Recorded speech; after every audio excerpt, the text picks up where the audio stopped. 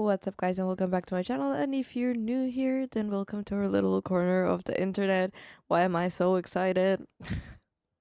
I I I thought that was gonna be our intro from now on, but someone else apparently has the same intro. Like someone else also says the corner of the internet.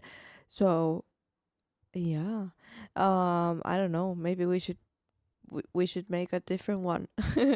And secondly, I wanted to say again, there is someone sharing a WhatsApp number on my YouTube channel. It is not me, guys. It is not me. I have never given out my number. Okay. I know a lot of you guys are familiar with that scam, but just to be clear, it ain't me. I'm sorry.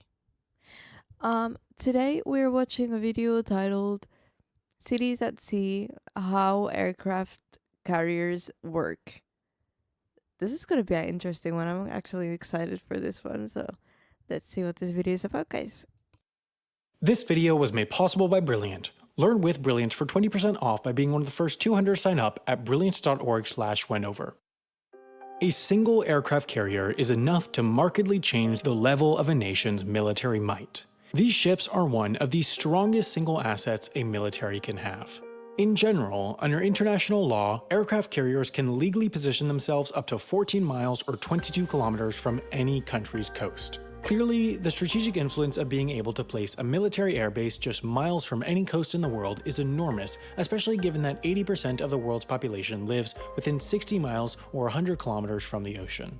While plenty of military vessels are capable of launching helicopters, there are just 19 aircraft carriers worldwide currently in service capable of launching fixed-wing airplanes. China, Thailand, India, Russia, and France each have one, Italy has two, and the US has the 11 largest in the world. I'm wondering if you saw this on like an airplane as a passenger, like you look down, would it like how big would it look? Because it literally looks like a city on ocean. Because imagine how big the aircrafts are. That's massive. These largest carriers require over 6,000 people to operate and often stay deployed for up to a year. They are fully fledged cities at sea. The most advanced aircraft carriers like the French Navy's Charles de Gaulle are capable of launching an aircraft every 30 seconds. That means that, for a brief period, when launching aircraft at its maximum rate, the aircraft carrier Charles de Gaulle becomes busier than Charles de Gaulle Airport in Paris. To be able to achieve such a capability on a moving ship is no easy feat. While the operation of these vessels gives militaries enormous strategic advantage, they also represent one of their greatest operational challenges. An aircraft carrier's offensive weapon is its aircraft. On board, carriers tend to only have a small number of defensive weapons such as surface-to-air missiles and machine guns. But of course, just like any powerful military asset, these carriers are big targets. It is for this reason that carriers never travel alone while on deployment. While the exact composition can change depending on the mission, the carrier strike groups American carriers travel with are typically made up of a guided missile cruiser equipped with Tomahawk missiles, 2 guided missile destroyers, an attack submarine, and a supply ship. An aircraft carrier is the flagship of this strike group, meaning that, in its command area, it not only has a bridge and an air traffic control center, it also has a flag bridge where an admiral commands the entire strike group.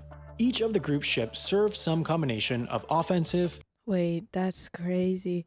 I knew that. I think I don't know if I was aware that these even exist. I think I knew that in some sense because I'm not like mind blown that they exist. But now to think about like these being in our ocean right now, it's so weird. There's like whole airports in the ocean. And also everything that they have to do to move them. I mean if they're out for like a year, there must be some out at the moment as well. So weird. And defensive roles. The only exception is the supply ship. Most aircraft carriers don't need regular refueling. All 11 American carriers and the French one are nuclear powered, meaning they can sail an unlimited distance for 25 years without refueling. Even conventionally powered aircraft carriers like the UK's HMS Queen Elizabeth can travel up to 12,000 miles or 18,000 kilometers without refueling, making the need for stops infrequent. While an American or French carrier could hypothetically sail non-stop for years or even decades, what they can't do is carry enough food, which is always needed, and aviation fuel, which is needed for combat operations, to stay at sea for more than a few weeks at a time. It would be inefficient and place the carriers in a position of vulnerability to have to visit a port every few weeks to restock, especially during combat operations, so they don't. They restock while at sea. The supply ships that move as part of the strike group will sail off to a nearby port to take on fuel, ammunition, food, and mail, sail back to the strike group, then match speed and maneuver alongside the carrier. From there, the two ships will shoot lines across to each other. These lines are used to pull hoses over to the carrier, which are used to transfer aviation fuel. To transfer solid supplies, there are two methods. The first is attaching pallets to dollies that wheel cargo over to the carrier like a zipline. The second method, which is considered simpler yet more dangerous, is using helicopters to pick up pallets from the resupply ship and flying them over to the carrier. These transfers bring both crucial supplies like food and some less crucial items like mail, but this isn't the only way mail arrives on American aircraft carriers. That's so crazy. I'm just thinking of like the most like more convenient, like no, not the normal things of living there. Like imagine there's just those 6,000 people. You end up probably knowing everyone. And then imagine you fight with someone, you can't like go anywhere. You're just stuck on the ship together for like the next 12 months. And also the mail thing, that kind of makes me sad. If like everybody gets mail and then someone doesn't get mail, that's Carrier actually has a mailing address just like any building in the US. For example, this is the USS Gerald R. Ford address. Families of sailors can send mail to these addresses. Can we send mail there? What? Families of sailors can send mail to these addresses in the same way that they could to any other, and, in fact, it costs the exact same as a shipment to any other US address, even if the ship is on the other side of the world. Sailors can even order packages online to their ship. Expedited mail often makes it from an address in the US to a carrier sailing somewhere around the world in just 10 days. Having this speed requires more frequent deliveries than those of the logistics ships, but conveniently, carriers are airports at sea. American carriers currently use a fleet of C-2 Greyhounds as cargo aircraft, providing a high-frequency, often daily connection between carriers and shore. When cruising in the South China Sea, for example, as the USS Ronald Reagan did in November 2018, mail might be sent to Singapore via conventional means. A C-2 Greyhound would then fly from the ship to Singapore, pick up the mail, and fly back to the ship. As carriers sail around the world, the pickup points of the C-2 Greyhounds are continuously shifted to nearby friendly nations. While mail does wonders for increasing crew morale, that's actually the lowest priority cargo for the C-2 Greyhounds. The aircraft are integral for bringing on spare parts for all the carrier's aircraft and transporting VIPs, press, and other individuals to and from the carriers. The C-2 Greyhound is about the same size as an Embraer 145, a civilian aircraft capable of carrying 50 people, so it's not tiny. The longest aircraft carrier in the world, which also happens to be the newest, is the USS Gerald R. Ford, but even she is only 1,106 feet or 337 meters long. With commercial airports, a runway of 5,000 feet or 1,500 meters, like the one at London City Airport in London, is considered short, while large airports like London Heathrow will have runways longer than 10,000 feet or 3,000 meters. So how do C-2 Greyhounds and other aircraft on carriers deal with having runways of only 1,100 feet or 330 meters long? They don't. They take off with just 325 feet or 99 meters of space. All US and French carriers use a system of catapults to get aircraft up to takeoff speed within 3 to 4 seconds. This allows these carriers to launch a decently sized aircraft like the C-2 Greyhound with their relatively short decks. What about the ones that like come back? How do they stop in time? I wonder if this has gone wrong. I mean, that's gonna be so expensive if that goes wrong because these planes are so expensive. You know? Ooh. Other carriers, like the Chinese and Indian ones, don't have catapults, so they can only launch lighter, shorter range aircraft capable of taking off with a very short runway. Both these two types of carriers have arrestor wires that aircraft catch on landing to decelerate with a short distance given. Every other aircraft carrier out there can only operate with aircraft capable of vertical landing. What takes place on the flight deck is carefully choreographed chaos. On American carriers, everyone's job is easily identifiable by the color shirt they wear. Yellow shirts deal with navigating aircraft around the deck. Blue shirts are assistants to yellow shirts driving tugs, operating elevators, delivering messages, and more. Red shirts do all the handling and mounting of ammunition. Purple shirts manage aircraft fueling. Green shirts are worn by a few different groups including catapult crews, maintenance personnel, cargo handlers, and more. White shirts are also worn by a mix of personnel including those helping aircraft land, working as medical personnel, and more. And lastly, brown shirts are worn by plane captains, who are not those that fly the aircraft. They're individually in charge of overseeing all work for getting an aircraft ready for flight. The flight deck is a dangerous place given its small size. It's so small that all the carrier's aircraft can't fit on it, but of course just below the flight deck is the hangar. A large carrier can carry up to 100 aircraft, so massive elevators bring aircraft from the flight deck to the hangar for storage when not in use. About 6,000 people work and live aboard each American carrier. 3,200 of them have jobs related. I wonder if they have like McDonald's on board. And what happens if there's a storm? Do they like, can the plane still go and land, or like, that's so weird. Related to running the ship itself. That includes everything from working in the engine room, maintaining the nuclear reactor, cleaning the decks, to actually working up in the bridge commanding the ship. Many of these jobs are below deck, and since all the above deck space is used for flight operations, many on board can go weeks without seeing sunlight. 2,500 other personnel are part of the carrier's air wing. If this was an airbase on land, these would be everyone working there, including air traffic control. I'm sorry, I have to stop it. I'm sorry, hold on. But what is he doing on that cake? Like, what? It looks like he's like concentrating so much in putting that on, right? But I don't know what that is. What is he trying to do?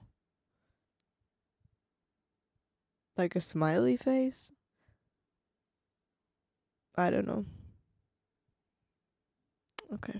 Operations, many on board can go weeks without seeing sunlight. 2,500 other personnel are part of the carrier's air wing. If this was an airbase on land, these would be everyone working there, including air traffic controllers, aircraft mechanics, fuelers, pilots, and more. The few hundred remaining personnel work assorted other jobs. In terms of personal space, enlisted personnel, the vast majority of those on board, only get a single bunk in a room with sometimes more than 100 others. Higher-ranked individuals, though, of course have more spacious accommodations. As long-term homes for thousands of people, these ships also have a few small luxuries like stores, gyms, barbershops, lounges, and more, but space is at a premium when 6,000 people are packed into one floating hall, and the mission is paramount.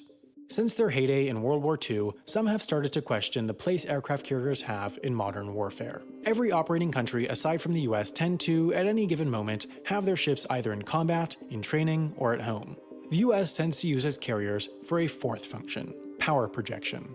At any given moment, there is almost certainly an American carrier cruising somewhere in the world, in the peninsula, to remind North Korea. So do they just go there to wait and see, like, if something happens? Or what? Also, it's pretty slow, honestly. 56 kilometers per hour is well, I don't know how like fast ships should be, but that just seems really slow, or a little bit slow. They're present anytime soon. I have a logic question for you. Suppose there are two doors, and the first has a sign on it saying, if this door is safe, the other door is deadly. If that sign is false, what do you know about the doors? Which are deadly?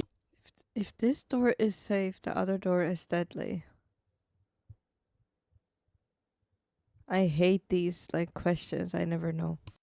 And which are safe? Take a moment to think about it, and if you figure out the answer, leave it in the comments. This is a question from Brilliant.org's Logic Quiz, which teaches you analytical skills through logic. It says both doors are safe. The first door is safe. The second door is deadly. The first door is deadly. The second door is safe. Both doors are safe. Okay. It's too early for this. Logical puzzles. That's just one of many superbly designed courses on Brilliant through which you can learn about dozens of topics including group theory, multivariable calculus, statistics, number theory, machine learning, and more. They're experts in teaching scary, complicated subjects in a way in which you can actually understand them by breaking them down into their fundamental principles. Get started learning with Brilliant for free at brilliance.org/Wendover, and then the first 200 that go to that link will get 20% off their annual premium subscription. That doesn't sound too bad. Every time I see an ad, I'm like, I want to get that. But this was interesting. It's so weird to think that there's like whole airport cities on ocean. And also, I'm gonna give someone $1 million or $1 billion idea. Probably not, but someone like explain why can't we make boats that are kind of um like the shape of a seed, I would say, like, you know, kind of like the shape of the of a plane, you know, like this, and then they could go super fast on ocean, and then like if they're like closed up and you're like inside the seed, then you can go like through the waves or underwater and you would like nothing would happen to you, so it's basically unsinkable. And then they would could go like really fast, and you know, you wouldn't have issues if you're in storms or anything, because it's not like it's not a boat, it's like a submarine boat, like a water rocket. I think that's a pretty cool idea. I don't know how that would be possible, but I mean, that would be cool. Thank you guys for joining me for this video. Leave your thoughts in the comments below. I hope you liked it. Please leave a like, subscribe, and I'll see you guys in the next one.